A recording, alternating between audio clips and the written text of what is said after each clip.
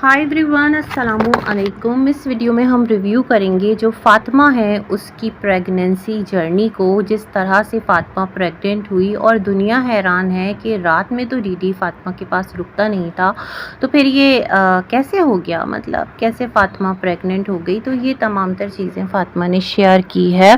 क्यों जो डीडी है उसको सूत्रों के और पता नहीं कौन कौन से अनुसार है, ये तमाम तर चीज़ें पता चली हैं। जबकि भाई अगर आपकी बीवी प्रेग्नेंट है तो उसे आपको बताना चाहिए था, और आप बच्चे तो हैं नहीं, 3 बच्चों के बाप है, तो आपको भी इस चीज़ का अंदाज़ा होना चाहिए कि बीवी है उसके साथ क्या मामलात हैं। बड़ी अजीब सी ये स्टोरी लग रही है। तो चलें जनाब, हम शेयर करते हैं फ़ातिमा के रिव्यू पर आपके साथ कुछ पॉइंट्स। तो जो फ़ातिमा है उन्होंने आकर बोला वो तो हमेशा से बुरी हैं, बुरी ही रहेंगी, और फ़ातिमा बहुत ज़्यादा डर गई थी जब कराची में कुछ लोग जो थे वो डीडी के पीछे लगे हुए थे। अब तक ये समझ में नहीं आया कि बहन के साथ जो है वो सुलह हो गई है, मामलात ख़त्म हो गए, तो ऐसे कौन से लोग थे कि जो डीडी के पीछे लगे हुए थे। दूसरी बात यहाँ पर ये है कि फ़ातिमा ने कहा कि वो 4 वीक्स प्रेग्नेंट थी जब वो टेस्ट वगैरह भी करवाने गई थी ना, यहाँ पंजाब आई थी, जो पेट में उसके बहुत दर्द था, तबीयत बहुत ख़राब थी। वो तो सुमेरा की भी थी, तो उस टाइम तक शायद ऐसा कुछ नहीं था, लेकिन बाद में पता चला कि ये 4 वीक्स प्रेग्नेंट है, और उसने ये बात डीडी को नहीं बताई। कंटेंट का मसला था। फ़ातिमा को लगा कि जैसे ही वो डीडी को ये बात बताएगी तो डीडी सबसे पहले इसको अपने वीडियो पर लगा देगा थंबनेल, और ये जो है बात आई गई हो जाएगी। कहा कि बताना तो सबको ही था, लेकिन इतनी अर्ली जो है ना, ये बात फ़ातिमा नहीं चाहती थी कि लोगों को पता चले। चलो ठीक है, इट्स ओके। लेकिन मुझे एक बात बताएं फ़ातिमा, आपका शौहर है, आपके बच्चों का बाप है, और आप दोबारा माँ बनने जा रही हैं, तो आप इतनी भी मतलब बच्ची नहीं है ना। आपको अंदाज़ा होना चाहिए कि लाइफ में बहुत सारी कॉम्प्लिकेशंस हो सकती हैं। एक थंबनेल के डर से आपने अपनी लाइफ को दांव पर लगा दिया। आपने अपनी जो इतनी अहम ज़िंदगी का मसला है उसको जो है वो लेट गो कर दिया। बात समझ में नहीं आई, मतलब यूट्यूब या कंटेंट के चक्कर में इस तरह की हरकत करना, क्या आप सरी बेवकूफ़ी नहीं है? ये बात तो आपको अपने हस्बैंड को पहली फुर्सत में बतानी चाहिए थी, क्योंकि इस वक्त ना आपकी माँ आपके साथ है, ना यहाँ पर बहन आपके साथ है, ना आपकी जो कहते हैं नानी आप कह लें कौन है, वो आपके साथ नहीं है। कोई भी ऐसा नहीं है ना आपके साथ, ना सास आपके साथ है जो अगर कुछ ऊपर नीचे हो जाए तो आपको देखे भाले का कौन? आपका शौहर। लेकिन आपने उसे नहीं बताया। मे बी पॉसिबल ये तमाम तर बातें आप उसे बता देती तो इतनी अफरा तफरी में वो कराची से नहीं निकलता। उसे इस चीज़ का एहसास होता कि नहीं, फ़ातिमा के साथ ये मसला है और अभी बहुत अर्ली स्टेज की प्रेगनेंसी है, तो उसे भी अंदाज़ा होगा, है ना। यहाँ पर फ़ातिमा ने एक और बात कही जिसके साथ मैं आप लोगों की ना यहाँ पर बातें सुनकर हैरान हूँ। ये तरीक़ा भाई हमें नहीं आया। देखिए फ़ातिमा, हम सब भी यूट्यूब पर हैं, और यूट्यूब पर किस लिए हैं? क्योंकि हमें भी अर्न करना है। जाहिर सी बात है, यहाँ पर फ्रीली कोई आकर बैठा नहीं है। फ्रीली तो सब बैठे हैं, मतलब फ्री में आकर कोई बैठा नहीं है।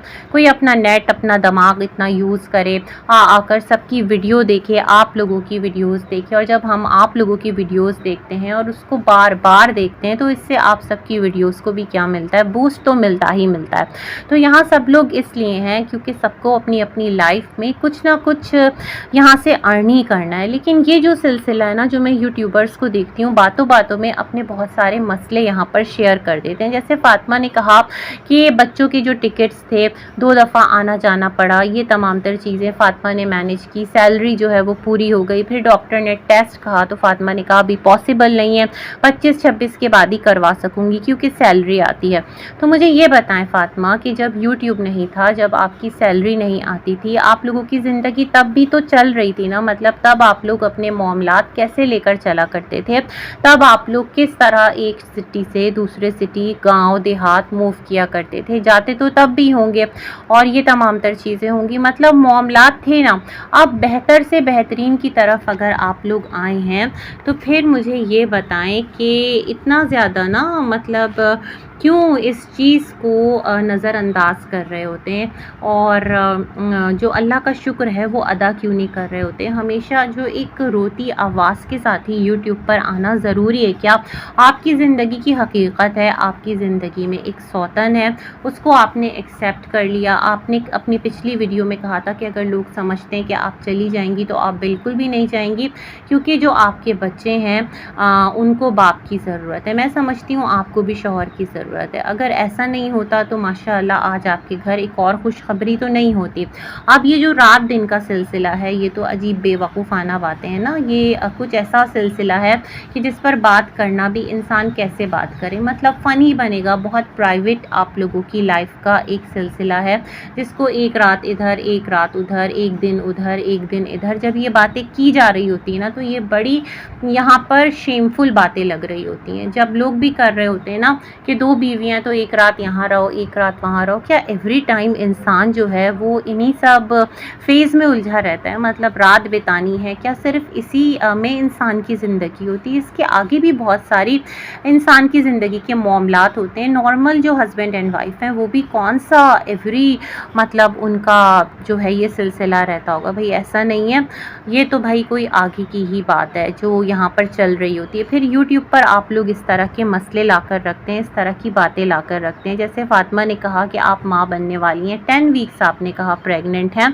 तो इस दौरान कहा जाता है कि औरत की जो दुआ है वो सुनी जाती है। भाई ठीक है, औरत की दुआ सुनी जाती है या नहीं सुनी जाती, इस बारे में ना मेरे पास कोई ऐसी ऑथेंटिक कोई रेफरेंस नहीं है। अल्लाह पाक तो हर एक की दुआ सुनता है, लेकिन बेजा किसी की बद्दुआ किसी को नहीं लगती। कोई आह भी होगी ना तो वो बेजा नहीं लगेगी। फातिमा आप अपनी ज़िंदगी के ऐसे ऐसे मसले लाकर यूट्यूब पर रखेंगे और आप लोगों को अपना आइडियल बनाकर, कोई आपके साथ जुड़ गया, कोई आपके साथ सिंपैथी रख रहा है, कोई आपके साथ सिंपैथी नहीं रख रहा, कोई आपके लाए हुए मसलों से एग्री कर रहा है, कोई आपके लाए हुए मसलों से डिसएग्री कर रहा है, तो इसका क्या मतलब है कि आप जो हैं आह निकालेंगी? भाई आप लोगों ने अपने घर के मसले लाकर यूट्यूब पर रखे हैं, वो मसले जो बहुत निजी नौइयत के होते हैं।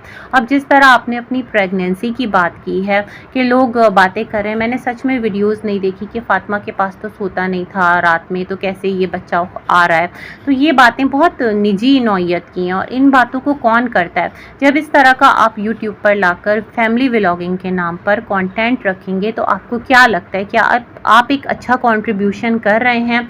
ये बहुत पर्सनल आप लोगों की निजी ज़िंदगी की चीज़ें हैं, इसको आप लाकर यूट्यूब पर रखेंगे तो क्या आपको लगता है ये सही है? अभी जैसे फातिमा ने कहा कि इस दौरान वो कोशिश कर रही हैं बहुत नॉर्मल रहने की और वो नहीं चाहती कि किसी को बद्दुआ दें। तो फातिमा आपको इतनी श्योरिटी कैसे है कि आपके मुंह से एक बद्दुआ निकलेगी और सामने वाला जो है वो बस उस बद्दुआ का शिकार हो जाएगा?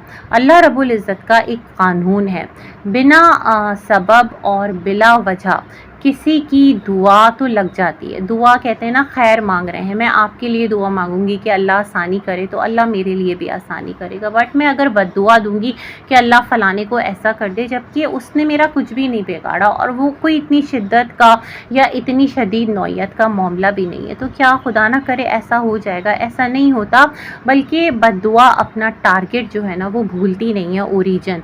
तो आपको ख्याल रखना है कि आप बिला वजह किसी को बद्दुआ ना दें, क्योंकि इस वक्त आपके साथ एक और ज़िंदगी भी पल रही है ना? तो आपको बहुत ज़्यादा मोहतात होकर ये तमाम तर चीज़ें देखनी है, ऐसा मेरा कहना है। बहुत सारे लोग आपकी इस बात से बहुत ज़्यादा खुश भी होंगे, सनिया को भी कोसेंगे, हो सकता है, क्योंकि आपकी राइवल तो यहाँ पर सनिया ही है ना, मतलब आप दोनों जो अपने हस्बैंड की वाइफ हैं। तो मुझे लगता है आपने सबसे बड़ी जो बेवकूफ़ी की अपने शौहर को ना बता कर की, और सबसे बड़ी बात कि आपने कहा कि ये जो बातें हैं ये छुपती नहीं है, तो किसी को तो बताई होगी। मतलब कौन है कि जिसने इस बात को पूरे यूट्यूब पर फैला दिया? आपने किसी पर अगर भरोसा करके उसको बताया तो क्या उसे आपके भरोसे का मान नहीं रखना चाहिए था? क्या उस बात को खुद की हद तक नहीं रखना चाहिए था कि ये बात जो है किसी के नुकसान या फ़ायदे के लिए नहीं है? फॉर एग्ज़ाम्पल आप किसी को कुछ बताती, कहती देखो फ़लाँ का ना इसमें नुकसान है, तो हो सकता है इस नीयत के साथ कि देखो कहीं फ़लाँ का नुकसान ना हो जाए, तो चलो वो उस नीयत के साथ किसी को बता दे, तो इसमें एक बात समझ में आती है। लेकिन वो आपकी ज़ात की बात थी, आपकी प्रेगनेंसी की न्यूज़ थी, आपने उस पर भरोसा करके बताया, उसने आगे किसी को कैसे दे दिया? मतलब ये बात बड़ी अजीब सी। और फिर जाकर वो जो उसको नाम दे दिया सूत्रों के अनुसार, तो वो कौन से सूत्र हैं यहाँ पर डीडी के कि जो आपके इर्द गिर्द फैला के रखे हुए हैं? वो होते हैं ना कि क्या बोलते हैं उसे, मौकिलात की शक्ल में, कि वो ख़बरें जो हैं आप उसको नहीं बता रही और जा जाकर लोग उसको बता रहे हैं। ये क्या बड़ी अजीब बात नहीं है? वो इंसान ऑलरेडी आपके 2 बच्चों का बाप है माशाल्लाह, और एक आपका शायद कि बेटा इस दुनिया से जा चुका है। तो क्या ये अजीब सा नहीं है? क्या ये पूरा ट्रैक कुछ वियर्ड नहीं लग रहा आपको फ़ातिमा? और जिस तरह आपने आकर यहाँ पर कहा कि फाइनेंशियली भी बहुत तंगी है और ये तमाम तर चीज़ें, तो मैं ये सोचती हूँ कि जब यूट्यूब नहीं था और जब आपका सोर्स ऑफ इनकम नहीं था, तब आप लोगों की लाइफ कैसे चल रही थी? यहाँ पर तो फिर ये होता है ना कि अगर एक टाइम पर आपने बहुत अच्छा अर्न किया तो उसको सेव क्यों नहीं किया? उसको दोनों हाथों से बेदरिग लुटाया क्यों? आपका बिजनेस भी था, आपने तमाम तर चीज़ों को संभाला क्यों नहीं? आप लोगों को अल्लाह ने बहुत जल्द यूट्यूब पर कामयाबी दी, कुछ ना कुछ हर एक अर्न कर रहा है, तो उस अर्निंग का आप लोगों ने यहाँ पर ख्याल क्यों नहीं रखा? या फिर ये कि उस अर्निंग में बरकत नहीं है? क्योंकि यहाँ पर सच झूठ, झूठ सच बोलकर जो कहानियाँ की जाती हैं, कहीं ना कहीं वो कहानियाँ जो है ना, उससे कमाए गए पैसे भी तो फिर होता है ना, उससे बरकत उठ जाती है। क्या ये वाला मामला है? लेकिन ये चीज़ मैं कहूँगी कि यहाँ पर मैंने सबको देखा है कि बातों बातों में ना अपनी ख्वाहिशात, अपने दिल की बात, अपने यहाँ पर विशेज़ जो है ना, वो अपनी ऑडियंस के सामने रख देते हैं, अपनी मजबूरियाँ, और ऑडियंस फिर समझ जाती है कि इसको किस तरह से हमें सॉर्ट आउट करना है, किस तरह से हेल्प आउट करना है। तो ये वाली जो होशियारी है ना, ये भी कमाल की है हमारे व्लॉगर्स की। तमाम तर की बात कर रही हूँ फ़ातिमा, ख़ुद पर मत लीजिएगा, हर एक फैमिली व्लॉगर की। तो खैर, आप जिस कैफियत में हैं, जिस हाल में हैं, मैं तो ये कहूँगी आपका कराची छोड़ के आना बेवकूफ़ाना अमल था। आपको स्टार्ट के डेज़ में सुकून से रहना चाहिए था। 3 मंथ्स तो एटलीस्ट आपको स्टे करना चाहिए था। डीडी आ जाता, आप रह जाती, अपने भाई को बुला लेती यहाँ पर कराची में। इतना क्या आपने अर्जेंसी में तमाम तर फैसला ले लिया? इसके पीछे तो मुझे कुछ और ही लॉजिक नज़र आती है। एनीवेज़, अल्लाह आफ़ियत फरमाए, खैर वाले मामलात करे, इसी के साथ कहूँगी अल्लाह हाफ़िज़।